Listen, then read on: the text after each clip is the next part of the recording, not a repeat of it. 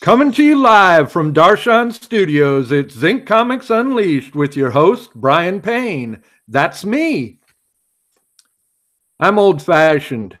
I continue to use the words comic strip, comic book, and comic magazine. I'm still not sure which I find more cringeworthy. When I hear people use the word graphic novel or the phrase floppy. As much as I love and respect Will Eisner's spirit, pun intended, the term graphic novel that he is often cited as coining smacks of far too much pretense and seems to reveal a sort of shame for the very medium of comics. In my opinion, it's like calling a garbage man a sanitation engineer or some such. Whereas referring to a good old-fashioned comic magazine as a floppy seems analogous to calling a record album a swirly or something equally ridiculous. Growing up in Iowa as I did, Floppy will always be Dwayne Elliott's puppet friend, a beagle dog that enjoyed riddles and let kids beep his nose for luck. Floppy is a local children's TV program and nothing more to me. Henry Miller's Tropic of Cancer is still the only actual graphic novel I've yet to read as well. Now, on with the show. This week, I'm hanging out in the studio with Carson Grubaugh, Steve Peters, and David Branstetter. Hello, fellas. How you doing? Hey, Brian. Hey, Brian. Hey, Brian. Good. How are you? Real good. We had a bit of a quake up here, I'm sure you heard, but we were a little far from the epicenter. I definitely felt it, but most of the damage is up in Anchorage, and that's like a 4-hour drive from here. So they really got hit hard. So I consider myself quite lucky. Okay. This week, I'm trying to introduce everyone to each other and the cast to the people listening at home. So I feel like everybody's kind of gotten introduced, but David. So we're going to try and talk to David about what he's up to. Right now, I think he's eating. But anyway. I'm done. Okay. So, Strawman Comics, Dim Light Graphics. That's your, those are your two monikers. Is Strawman 1 the first comic you ever did? Yeah, absolutely. Finished, I'll say that, because when I was a kid, I did my own little stuff, but it's different. Yeah, I didn't publish anything myself until Strawman #1, if that's what you mean. Yeah, you didn't do mini comics or anything. You did a full-fledged comic book right from the get-go, correct? I didn't know there was such a thing as mini comics. Okay. I thought, what are these people handing out these little pamphlets for at these? I mean, that's nice and cute and all. Okay, so you started out with Strawman 1. What year was that? 2004, I think. Okay. I can't even remember anymore because it's been forever. And in the interim, you've released 10 issues of Strawman, a color version, and an issue 0, right? Correct? Yeah. Okay. Yeah. So I noticed, like, in Strawman, each issue you kind of like toy with different art techniques. Like in the first issue, I noticed you had more hatching, and then you kind of like, okay, it ain't working, so you moved on to something else, or you just got tired of hatching, or you're coming back to it later. But each issue, the issue you have, the version you have, is different because on my first #1, I didn't really know anything about making comic book pages. I had seen an artist in Chickasha, where I went to school at. He displayed all his work. I didn't even know it was 11 by 17s you were supposed to use. The original artwork is about, I don't know, somewhere between an 8.5 and 11 and 11 by 17. So it's not quite that big. And I just sort of eyeballed it and said, okay, that looks bigger than the original. That's good enough for me to work around. And then I did a lot of color washes. Unfortunately, in between, I was like, oh, you're not supposed to put washes on the pages to make that crisp look. So I ended up like digitally removing a lot of that. And so you kind of get what you're seeing in the version you have is more of like cleaned up and removed, and there's pages that from way later on in my production schedule kind of mixed with my first stuff. So you're seeing a remixed version. Okay. The first issue doesn't make much sense on its own, so the original. So I had to kind of ask people what makes sense. I had to rearrange the story because initially it was out of order. I started in one place and I had a flashback, and then I had another flashback. People were like, that's too confusing. Stick to a linear story. So I rearranged it. And so you're kind of seeing a Frankenstein version of it. Okay. So that I've got the two collections, but I bought before we really got to know each other, I bought those issues, the religious issues. That's the name of the story. Am I correct? Yeah, religious issues. Yeah, yeah. I bought that storyline, and so that's where I picked up on you.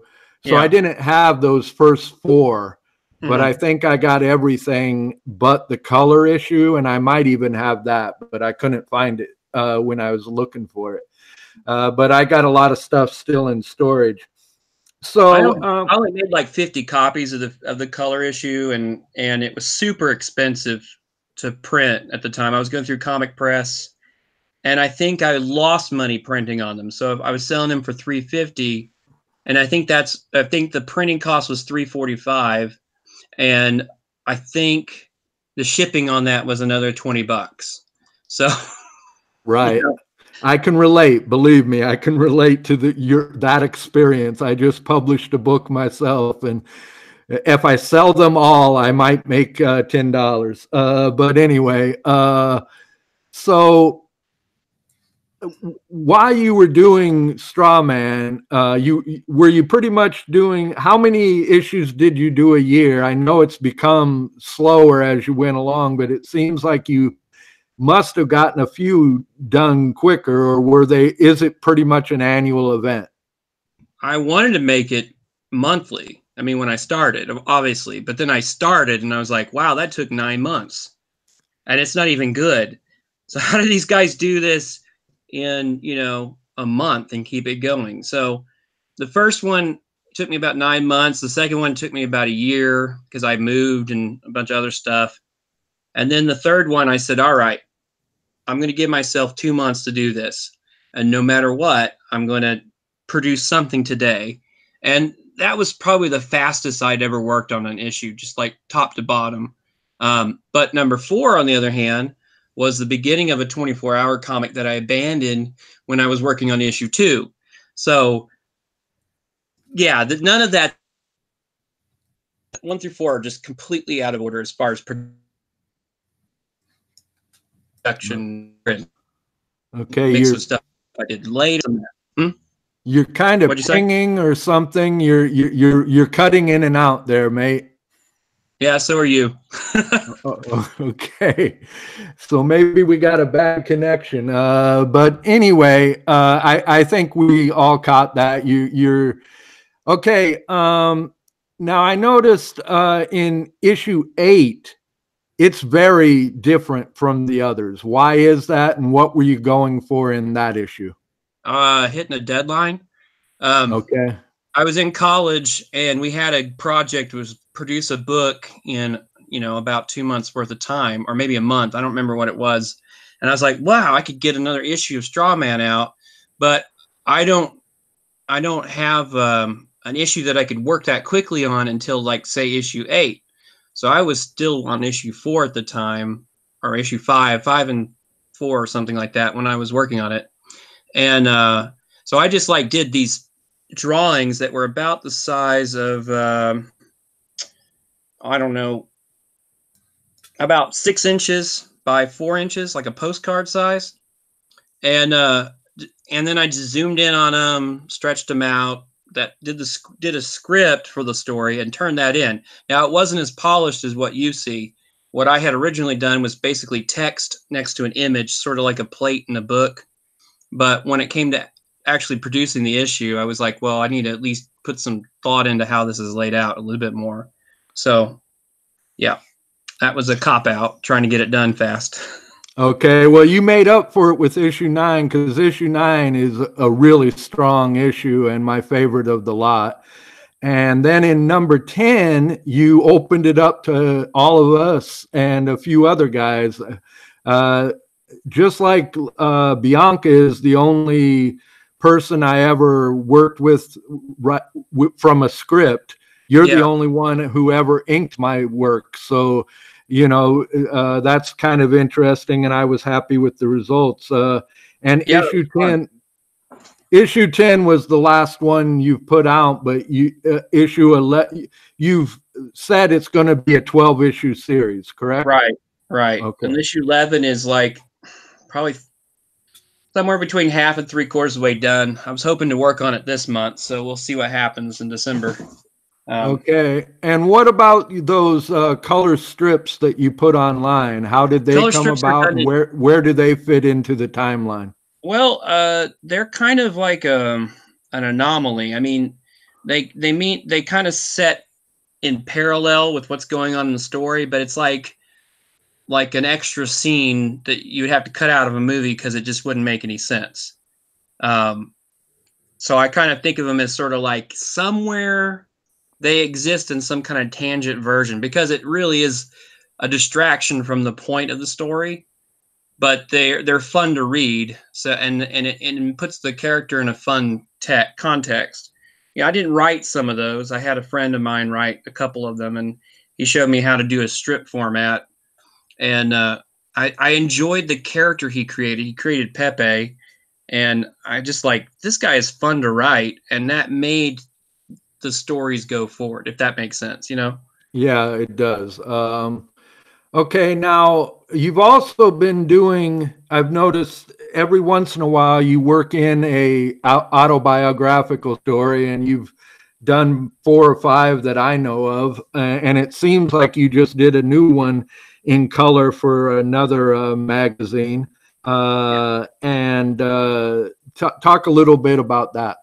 Okay, that's a good one. So I'd done a 24-hour comic called The Winter of '89, and I didn't think much of it when I finished it. I just kind of put it together. Okay, I had to do the last 4 pages out of the 24-hour time frame because I didn't have enough time. Gave it to some kids. They're like, huh, whatever, and gave it to a couple people, and they're like, oh, that's nice.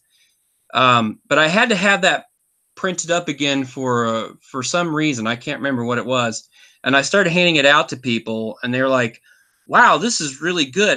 I like your one thing that you did, but I really like this. And I'm like, really? Because that only took like a day and a half to do, right? It's the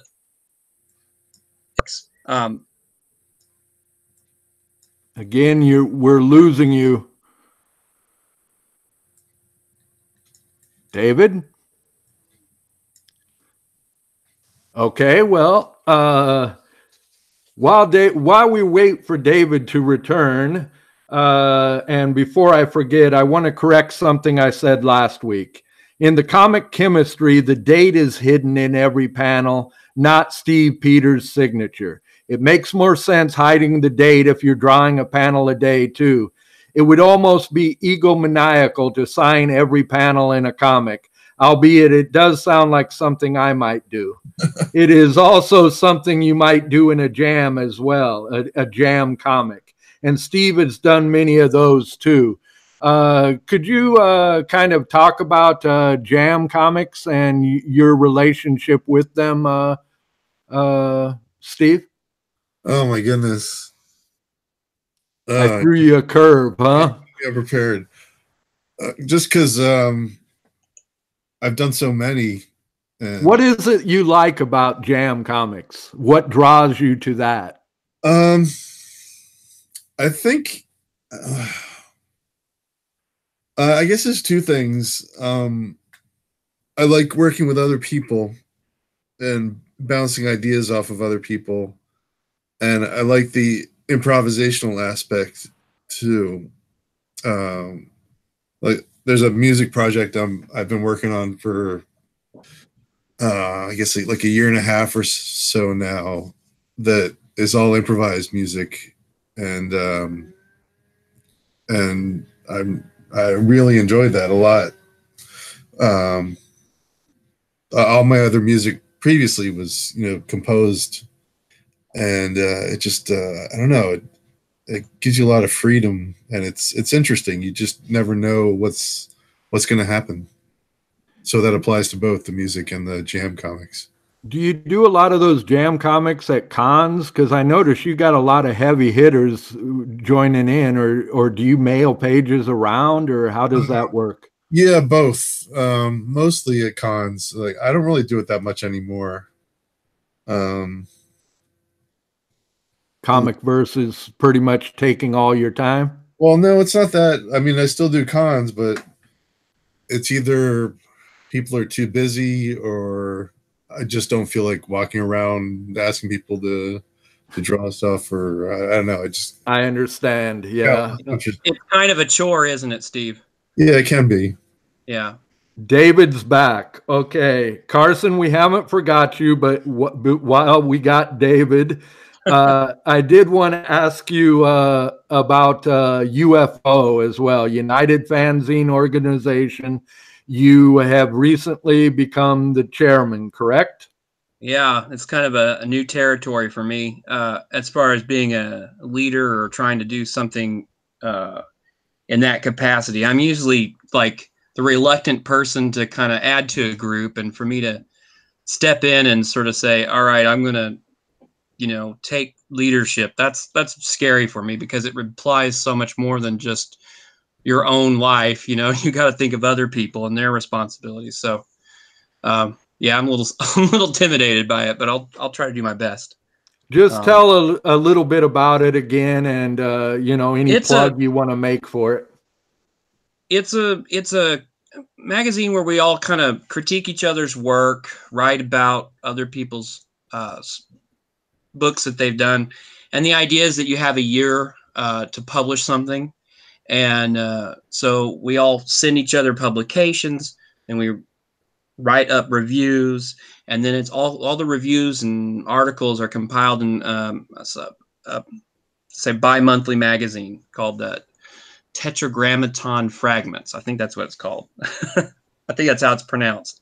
I was going to make you pronounce it, because I recognize it when I read it, but I have trouble with Carson's last name, so no way was I touching that. Well, I grew up with Branstetter, so that's just an accident waiting to happen as far as names go. Okay, let's get Carson in here, and there is something I wanted to comment on, something he said. So Carson, I got a bone to pick with you. No, I'm just kidding. I'm just busting your balls. Hey, and I like the term graphic novel, so. Well, we can get back to that then. Okay. I figured I was alone, and that's why I said I was old-fashioned, but I'm not a big fan, as you noticed. But there's something you said when I was talking about that when I ink my photo reference drawings, I don't look at the photos when I ink them. And you implied that it was just tracing. And I concede your point, and I think it's good advice. Heaven knows you get better results than I do. But it just sounded to me like that line from Chasing Amy that's often quoted. And I just want to make sure that we don't perpetuate the myth that inkers are just tracers. So I just wanted to make that point and maybe talk a little bit about inking among all three of you. So you kind of said that for you, you keep the drawing rather loose. Am I correct? And then try to do most of the drawing in ink? Yeah, I guess that could be misunderstood to imply that I don't trace. Like what I was talking about is there's like the stage where I trace from a photograph, which is where I'm getting like proportion basically. So like never wanted to trace from photographs until I knew I could do it without tracing. And then once I got to that point, it was like, oh, okay, well, now it's just showing off. So like tracing is just a time saver, where you don't have to deal with all the structural and proportional issues. What I was saying though, is that if you pencil too tight, the temptation is to wind up just retracing your pencils in ink, and it can be tighter, stiffer, because if you're really like in love with what's going on, and this is just something I say all the time because I see it in student art. I see it all the time with students that come to me and show me their stuff. So what happens is they pencil way too tight, or they'll actually have these beautiful flowy lines in their pencils, and then they'll get a hold of a pen and they'll just go in and trace their pencils, and they'll clean everything up too much. Like they'll go way stiffer, they'll close all the lines off, whereas the pencil will have gaps in between everything. So what I was recommending is that you do less work in the pencils, and then the ink lines are more spontaneous because you're not trying to preserve whatever you like about the pencils. The pencils are just like structure. It's a map, and then you can freestyle. Like Steve was talking about improvisation and music and stuff too. And I think it's really important to have that sense of surprise and improvisation in the inks, because that's the finished product. Well, it Dave, go literally is a ahead. performance, right? I mean, it's literally a performance, because like you can prep all you want and read a script or know what you're talking about ahead of time, but then when you're actually on the camera in front of, making a movie, that's the performance. You can't go back and edit it or change it. And the same way as when you're inking, that the ink that goes on the paper is the performance. Yeah, and in Chasing Amy, where they're talking about, inkers aren't just tracers. It's like, yeah, a good inker is not a tracer. A good inker is they are drawing like live on the paper with the ink. When you have someone who pencils and someone who inks, and the process is separated, it makes sense to do tighter pencils because you're giving more instruction to the inker. But I have found, for being someone who used to actually like ink twice, I would do like one whole drawing in pen first. That was kind of my pencils, and then I would re-ink it with the brush. I found that once I quit doing that and I just kind of just went raw dog on it, it looked a lot better. I got what you were saying the first time. I just wanted to make sure that, and I definitely am guilty of some of what you speak. I try to be schizophrenic about it, but I'm not that crazy, at least not yet. And I try to come at inks as pretending that these pencils were drawn by somebody else, but it's hard not to say, like you say, fall in love with your lines. And as Dave can probably attest, having inked my work, my pencils are a lot looser and have a little more life than I've been able to capture with ink so far. How about you, Steve? You have any opinions on inking, and what's your process? I know you work partially digital, but partially inking as well. So just go through what you're doing.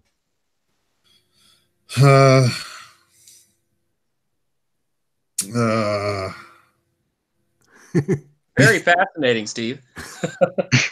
Yeah, I don't know. Sounds so painful. I mean, Well, Dave Sim said inking is Zen, and that's very true. It's it's very meditative, and the less you think about it, the better. It's just you try to be loose and free, and just let it flow. I've always thought it was kind of like where penciling is like hiking and inking is like ice skating, and that's why I end up on my butt so often when I'm inking. And I usually work late at night, and the cry of amateur is heard in my house quite often. But but confused with the a moose or something like that. But that, that is, that is the fine line. And for me, I've always penciled because I always thought, okay, I'm going to get somebody else to ink this. And I spoke to both Steve and Dave and a couple other people and was getting rates and trying to figure out, can I afford to hire an inker? And, I just can't. So, I'm stuck doing it myself. And Dave Sim refers to our good friend from across the pond, Robin Bernard, in one of the Glamour Puss issues as a photo primitivist. And that's kind of what I've adopted as my own moniker. I don't pretend to be a photo realist. Photo primitivist, maybe I can handle that, so that's the way I'm going. But so what else does anybody got going on? We're into the last 5 minutes here. So I just want, if anybody got anything they're plugging right now, plug it. And if not, I got another question. You'd asked me about the book, the autobiographical book, and I kind of didn't get a chance to finish that. But so the thing that I'm doing now, or had done, was for Michael Marcus. And he asked me, he said, do you have a homeless story sitting around? I'm like, really? Do I have one? Because he's a proponent in this idea. If you have little short stories you can just hand out to people, reuse it, because who knows, it might end up somewhere in someone's hands and they're like, this is great.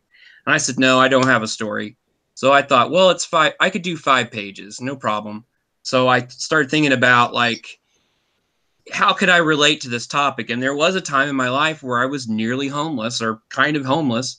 I lived in a lady's garage, and things were out of my control. And I was like, well, how do I tell this story? How did I get there? How did I get out of it? What's the meat of the story? And the writing on that was pretty difficult for me because of just trying to narrow it down to such a short medium, But I ended up doing it. He wanted it in color, and of course I wasn't going to let anybody else color it. So I had to do that work too. And I like doing the old-fashioned, newsprint effects and stuff like that. So, and eventually I want to incorporate that more into my art. So this is sort of like a preview of where I want to go eventually as an artist. But it doesn't really fit into Straw Man, obviously. But go ahead. It looked real sharp, what I saw. You still working on pages for the Strange Death of Alex Raymond, Carson? No, I'm in a lull. Like, volume 2 is finished, and Dave is doing Dave is doing commentary. So, if you've ever seen any of his commentary, that takes a while. So he's figuring out what he's going to do for volume 3. And I've been painting. I've been thinking about writing my own story. I would actually like to argue about or debate about the autobiography. That's something I've been thinking about a lot, actually, how I'm getting kind of tired of it in comics. Mm-hmm. So I'm trying to figure out, I think anytime I've done something by myself, it's been autobiographical, and like, I'm getting so sick of other people doing it. I'm going to try and write something not autobiographical. Yeah, that's sort of my hesitation to delve into that, because when you go to a con, it's 70% autobiographical and maybe 10% superhero, and the rest is sort of this weird, like, I don't know how to classify, Well, that is a subject for another show. We've reached the end, unfortunately. I'm sorry, but we will pick that up again next week. So I just want to say thanks for joining us. I'm sorry to Dean. I ejected him. I got to get him back in the crowd, and we'll work that out. And until next week, I'll see you in the comic pages.